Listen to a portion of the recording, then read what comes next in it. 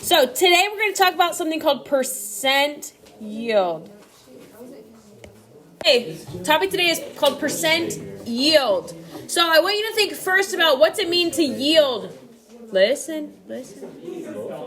Excuse me. Gained it. What else? Okay, yeah, that is one definition of yield, but think about it in terms of a reaction. Turns yellow. No.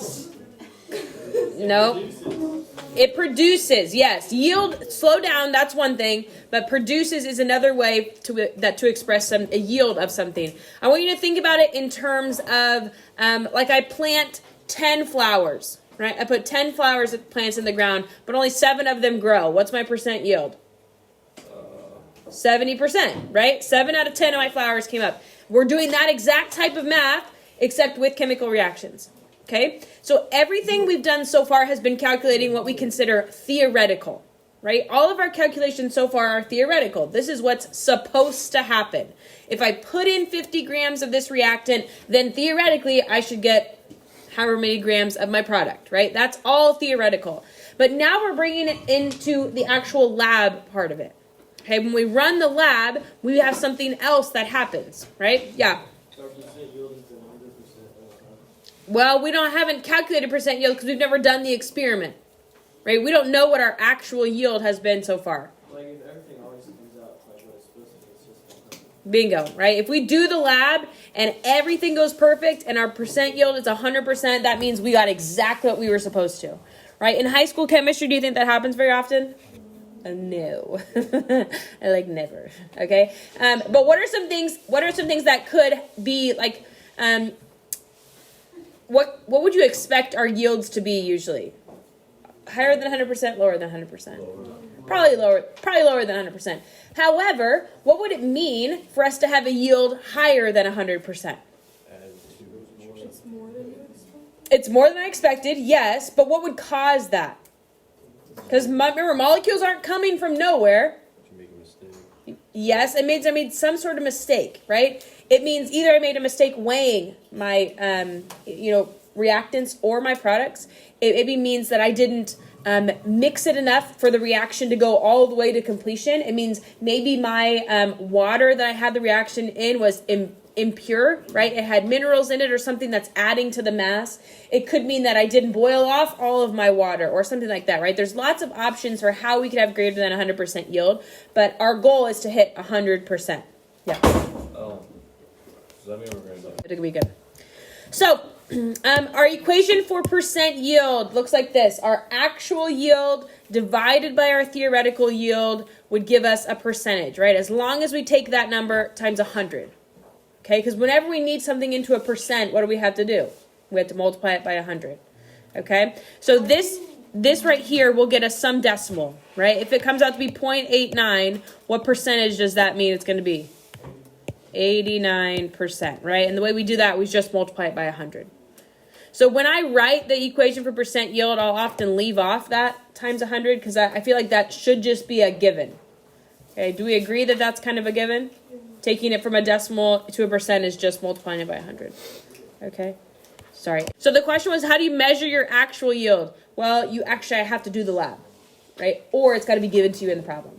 One of the two. It might be worded where it says, it actually produced this much. What's my percent yield, right? Or it might say, I had a percent yield of 60. What is my actual yield? Okay? Because I can always find my theoretical yield from our T-chart. Theoretical comes from a T-chart. I want you to circle that, write it out separately, whatever. But theoretical always comes from our T-chart. Okay? Theoretical always comes from our T-chart.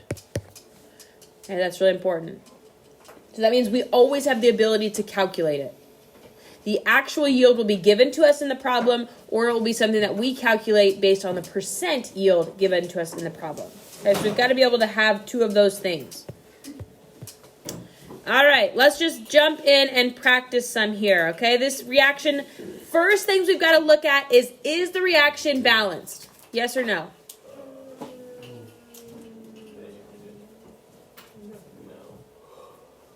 Yes. I think so. I think so. Okay. Number one, it's got coefficients, so that's a good start, right? It's not double displacement. What type of reaction is it? It's got specific products and reactants. It's combustion. It's combustion. Remember, because combustion has some sort of hydrocarbon plus oxygen, and it yields carbon dioxide and water. Right? It's got some form of hydrocarbon there at the beginning. So it's a combustion reaction. All right. Now it asks me how many grams of water will be formed if 36.5 grams of oxygen are used. So does this bring into percent yield yet? Does this question on its own have anything to do with percent yield yet? No. Okay, so we're going to solve this just like we know how already with the T-chart, okay? I'm looking for grams of water. Grams is going to be my question mark. And I'm starting with 36. Okay, gross. 36.5 grams of oxygen, okay? Remember, oxygen has to be O2 because it's called a what? Diatomic. Yep, it's one of the 7 diatomics, right? It's not just O, it's O2. 7, yes, there's 7 of them. Okay, how many grams of water will be formed? So let's start our T-chart. We always start it with, what we know. 35 grams of O2. And I'm going to convert. How many steps am I going to have to take here? I'm going grams to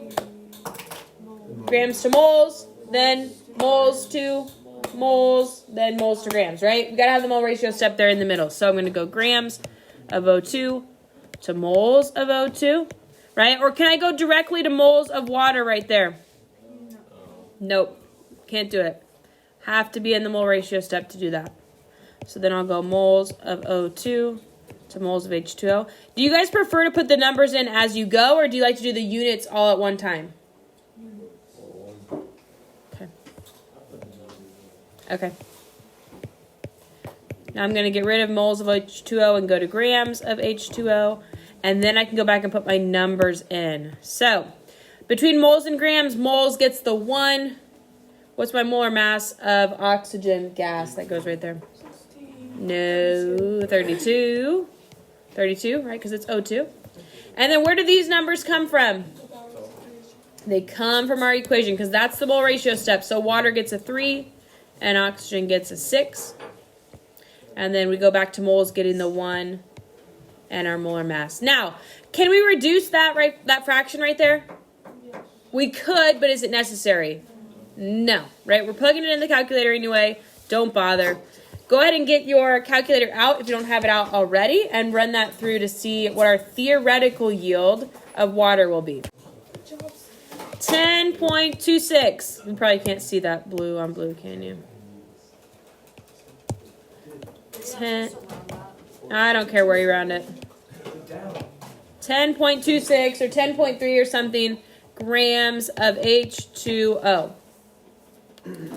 So that's my theoretical yield. Now it asks me, what is my percent yield if only 7.9 grams are formed? So that means 7.95 grams is what my actual yield, okay? My actual yield. So I'm going to say percent equals my actual over my theoretical. Okay, that's going to come out as a decimal, right? And you're going to put it times 100. I'm very rarely going to write that step in there, okay, because I just think it's a given. All right, but we're going to do 7.95 divided by my answer times 100, and I get 77.4%.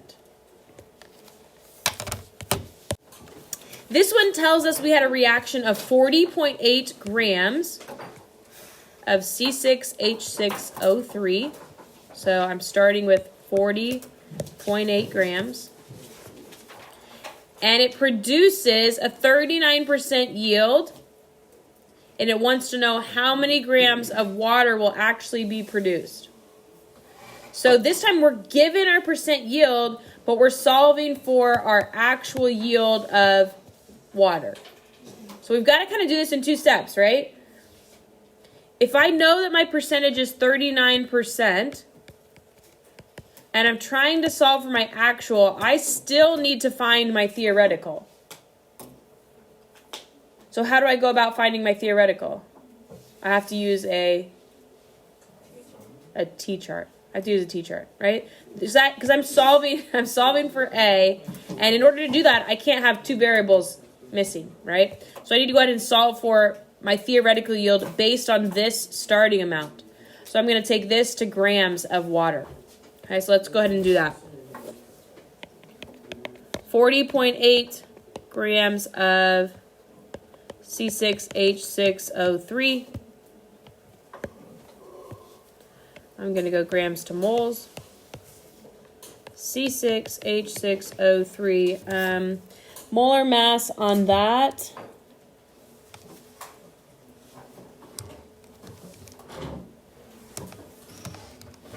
Maybe 126.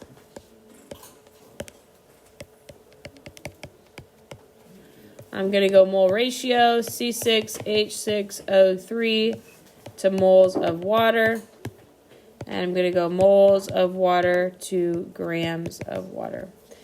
Now, I will tell you that percent yield cannot be calculated when it's in moles. Percent yield really needs to be in grams. Okay. Let's see. 3 moles to 1 mole. 1 mole to 18. All right, so let's plug it in.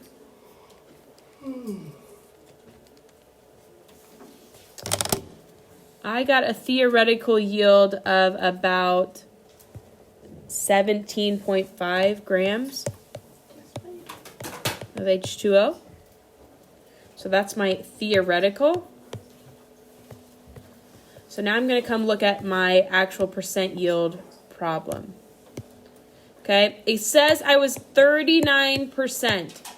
So I can't do this. 39% equals actual over 17.5 because I need that to be at a decimal, right? Because really, technically, this is equals that times 100. So I would need to divide that by 100. I need to get that back to a decimal. So I'm going to take that 39% and put it back into a decimal. So that would just be 0.39. And if I want to solve for A, how do I get A by itself? Multiply by 17.5. Okay, whatever I do on the right-hand side, I have to do on the left. Should we be getting a number that's greater than 17.5 or smaller than 17.5? Smaller. It should be roughly 40% of 17.5, right? It should be exactly 39% of 17.5. And I got my actual yield to come out at 6.82 grams of water. All right, this reaction, check to make sure it's balanced. It says the reaction of 20.7 grams of calcium carbonate produces 6.81 grams of calcium oxide. What's my percent yield? So what do you think this is right here? Is that my actual yield or my theoretical yield? That's my actual. So I need to come up with my theoretical yield of... That is decomposition. Very good. Theoretical goes on the bottom. That's right. Actual over theoretical. So percentage equals actual over theoretical. That's how you'll see me write it all the time, right? It's technically times 100, right? But I just never hardly write that.